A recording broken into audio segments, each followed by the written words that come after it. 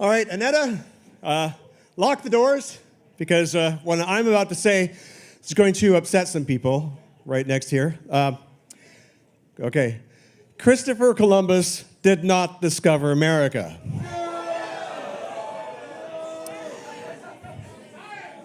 Exactly. I mean, never mind the question of like how you can discover a place where the inhabitants are watching you arrive from the shore. They weren't wearing pants. Is that what somebody said? I like that. So anyway, there were actually many other mariners before Columbus that discovered America as well. Decades earlier, even eons earlier, there were so many people that were coming across these islands and this continent. But it's only been in the last century that evidence has surfaced and continually grown to indicate that many of these pre-Columbian explorers might have come from Africa. So the first scientist to promote this possibility was Leo Wiener. Born in Russia, Wiener immigrated to the United States in the late 19th century on his way to British Honduras, where he planned to open a vegetarian commune. Well, when that turned out not to be the dream job he expected, he moved back to the United States and he became a professor at Harvard University, as one does. But in his time in Mesoamerica, he started noticing things. There are lots of things that led him to encounter certain discoveries that made him consider that possibly if the origins of American civilization might actually be in Africa. So he observed so many linguistic and botanical and other similarities that between 1920 and 1922, he published an extensive 3-volume piece called Africa and the Discovery of America. Now, unfortunately, this is the 1920s, so as yet, no serious archaeological evidence had been done or work had been done to support his botanical theories, because everyone was over raiding tombs in Egypt and things like that. Nod to Howard Carter. So he didn't have a whole lot of other stuff than the names to support him. However, he knew that other clues must exist. For example, he pointed out that Columbus himself was aware that African mariners had preceded him. In his diary of his second voyage, Columbus tells of how the natives of Hispaniola actually had given him gold-tipped metal spearheads that they said were brought by black-skinned people who had come in large boats from the south and southeast. Coincidence? I think not. No. So what's interesting about that, so upon returning to Spain, is that he actually took the spearheads and he sent them away and they had them assayed, and it turned out to be that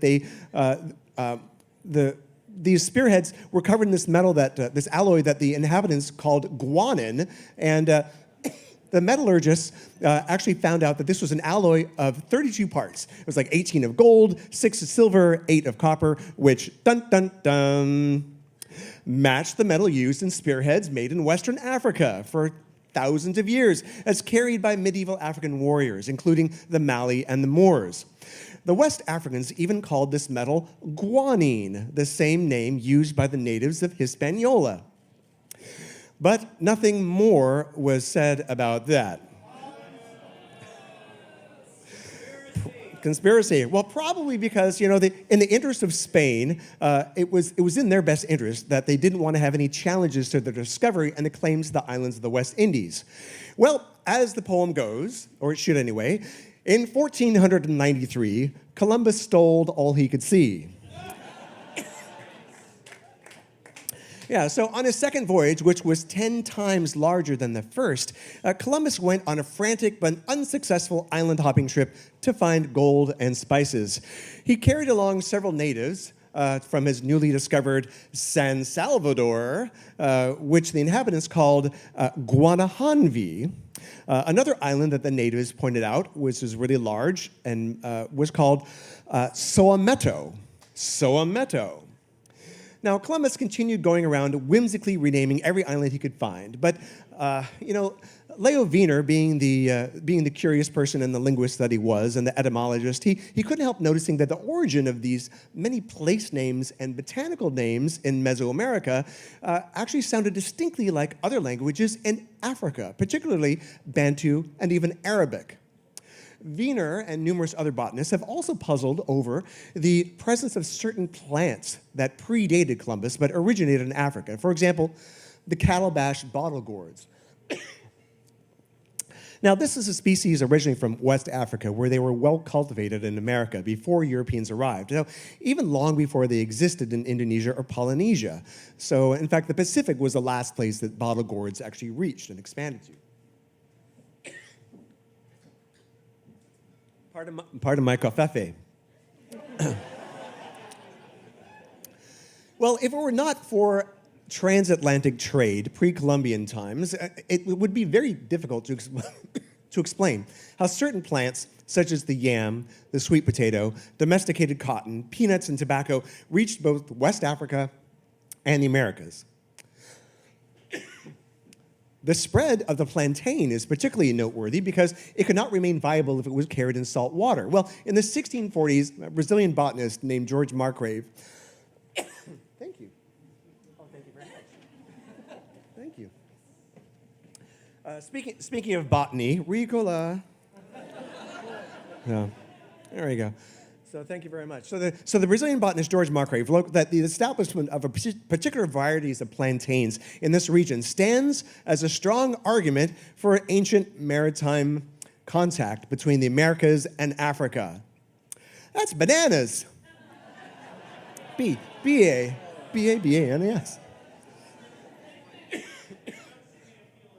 That's right. Thank you. All right. Excuse me. All right. Yeah. Okay. So, how do these plants and languages? That's going to be good for the video. All right. Fix and pose. All right, use the cough drop. Okay, so how do these plants and languages and other cultural elements get to the Americas? Well, some believe, so what's that? Well, you're cheating. Well, some people believe that, over thousands of years, Africans migrated out of Africa and then over the Bering Strait, then down into South America, and things like that. Well, another explanation exists, and so get ready. There you go. Let it out of your system. Awesome. Africans had ships. In fact, they had four kinds of. They had unbelievable. They had a shipload of vessels, and they had away. The anchors way. So in fact, they had four kinds of vessels, and Nubian pottery. This is an example of Nubian pottery with a painting on it that shows a long-hold pottery art. That shows either a long-hold boat or a papyrus raft or a hauled-out canoe. And then this other painting beside it is from, the first one was from 3000 BC, and this is a bird's-eye view of an oared riverboat in Chad. And it dates from 3500 BCE. Now, the Africans of Guinea also had dugout canoes hewn from these monumental trees on the coast there. In 1500, it's just a few years after Columbus's voyage, the Portuguese captain Pacheco Pereira wrote, "In this country can be found the largest canoes made of a single trunk. Some are so large that they hold 80 men." Now, the West Africans were known to lash two dugout canoes together, side by side, and no one questions the seaworthiness of a similar type of Polynesian catamarans. Well, here's a 15th century Portuguese painting of sailing canoes on the Congo estuary. The Portuguese, like Captain Pereira, had heard that African traders were visiting Brazil in the mid-1400s. So to demonstrate that mariners from West Africa could have sailed to the Americas using papyrus vessels as early as 2000 BCE, Norwegian adventurer Tor Heyerdahl actually used ancient shipbuilding techniques in order to construct and sail the Ra 1 and the Ra 2 in 1969 and 70. And generally, some type of sailing vessel will average about 100 miles per day, even without sails. And in an ocean current, something like a raft or a reed boat can can average about 60 miles a day. Now, Islamic historian Amir Hajib reported that voyages west from Mali were happening in the year 1311, just 150 years before Columbus. Now, when he asked the Mali emperor, shown here, incidentally, holding a globe of the world made of solid gold, asked him, well, tell me about this rumor about Atlantic travel. And he said that his predecessor had commissioned an expedition with 200 ships filled with men and a similar number with gold and water and enough provisions for 2 years. And he said, go out and find something. And if you don't come back, so you find something or you run out of food. And unfortunately, only one ship returned, and the captain told the emperor that we sailed for a very long time until we met with what seemed like a river with a strong current flowing in the open sea. I was the last ship, and I turned where I was and did not enter the current. The others disappeared. I do not know what became of them. So, well, this story seems to describe the trade wind-driven equatorial current, or the Canary Current. Now, I apologize if anyone has any cats on their lap at the moment, but so we basically have two rivers, two circular rivers in the ocean here, and you can see it's very easy for Africans from the south and the Angola regions to come up towards the equator and going westwards, or from the western coast of Africa north of the equator to go eastwards along that same current. But you know, this Mercator projection doesn't really, in terms of cartography, boo Mercator. It really doesn't do it justice. So let me just, I did this little animation for you to show that they could have taken the Canary Current up and around, and then they go over they fall off the edge of the earth, and then they come back and they make landfall back again in Cape Verde. So it is definitely possible. So I definitely had to do that. Now, at least a dozen explorers, including Constantine Ravenous, reported seeing blacks upon reaching the New World. In fact, in 1513, Spanish explorer Vasco Núñez de Balboa, who you might know because people named a very popular dance after him. Anyway, so when Balboa was there, he said he met members of a tribe of Ethiopians in Panama. And according to Balboa's log, these men came from a totally black village that was 2 days' journey away. And he figured that these blacks had come from Ethiopia at a much earlier date. So there are also examples of physical evidence, including pre-Columbian African skeletons, which have been found throughout the Americas. Now, dating between 800 BCE and 300 CE, these murals are from the Temple of the Warriors at Chichen Itza. Now, they clearly feature, the color version is easier to see, but they clearly feature 3 races. And it's depicting black and Indian allies and a battle against white invaders. Now, because of their long blonde hair jewelry, a skin-hulled boat that we have here, right there, and also the fact that they're fighting naked, which was common for warriors from Ireland, they believe that these are Celtic warriors.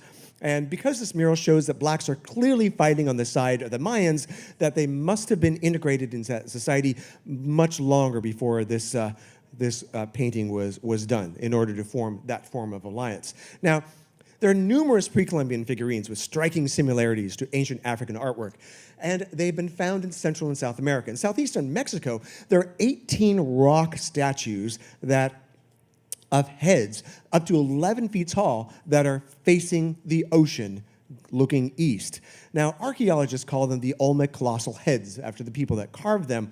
And they were produced for 50 to 200 years and date from at least 900 BCE, when they were mysteriously buried for some reason. So now think about it. It took enormous effort to quarry these. The smallest one was 6 tons, so 6 to 50-ton blocks, to quarry them and carry them 75 miles away from the quarry, and then carve them, and then erect them. These people that they modeled them after must have been important. Whoever they were, they must have been important to be remembered or obeyed or worshipped.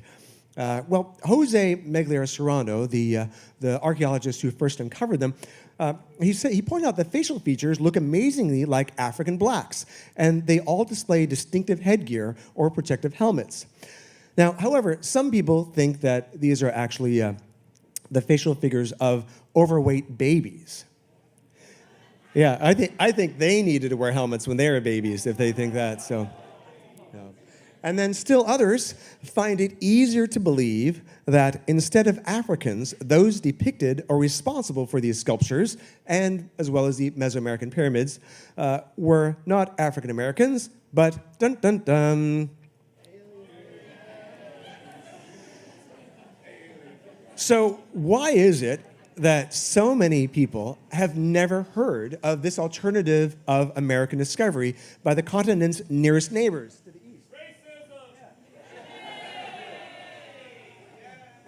So, I mean, look, now the thing, exactly, whoa, where'd all the continents go? So, this is, look at how close this is. I mean, white people don't think that you could go this is closer compared to more than twice the distance that Columbus sailed. This will win a drink for you in a bar game sometime. Which state is closest to Africa? Maine. Yeah, look, see there, you need a globe for this. Look at that. Versus yeah, geometry, science. There you go. So anyway, so very few Americans know this. And why is this? So having examined textbooks throughout for years up until 2018, James W. Lowen says that although some books cite the alternative possibility that Vikings, Norse, or even Irish may have reached America first, not one textbook, old or new, mentions the West Africans. So whether or not you give any credence to this admittedly controversial Afrocentric theory, it's obvious that Columbus was not the first to discover America, but the last. So why did he make such an indelible mark on Western people's minds? Well, conquest may have a lot to do with it. Right, Eurocentrism. And also unlike the mundanity of perhaps thousands of years of peaceful African transatlantic trade, the quest for gold and world domination makes a much better story. And, the good Queen Isabella was so proud of her fella that she immediately equipped Columbus with 17 ships, 1,500 men, 200 cannons, crossbows, cavalry, and even 20 attack dogs for a second voyage. And another, and another. The story of Columbus remains the most widely accepted version of American discovery, most likely because it was the most recent, the most well-armed, the most documented, and the most similar in appearance to the authors of American textbooks. And one other thing that should be pointed out here is that in the years after Columbus discovered America, in 400 years, 20 million Africans were stripped from the coast of Africa, half of them dying in transit for slavery, who knows how many fleeing inland. And at the same time, within 5 years of Columbus's arrival in the New World, 90% of the indigenous population had died from disease or murder, 90%. So the fact is, that leaves few people to have a written or memory or an oral history of the seafaring of their African discoverers. Historian Samuel D. Marble wrote, as a subject for research, the possibility of African discovery of America has never been a tempting one for American historians. We choose our own history, or more accurately, we select those vistas of history that more or less kind of explain to have the promise of the greatest satisfaction for ourselves. And we have had little appetite to explore the possibility that our founding father was a black man. So nevertheless, there is considerable evidence to suggest that African mariners also participated in this great adventure, no less than Vikings, the Portuguese, Spaniards, Celts, Chinese, Polynesians, and Arabs, and others. So now I would like to raise a toast to all the discoverers of America before Columbus, wherever you may came from. May more of us discover you.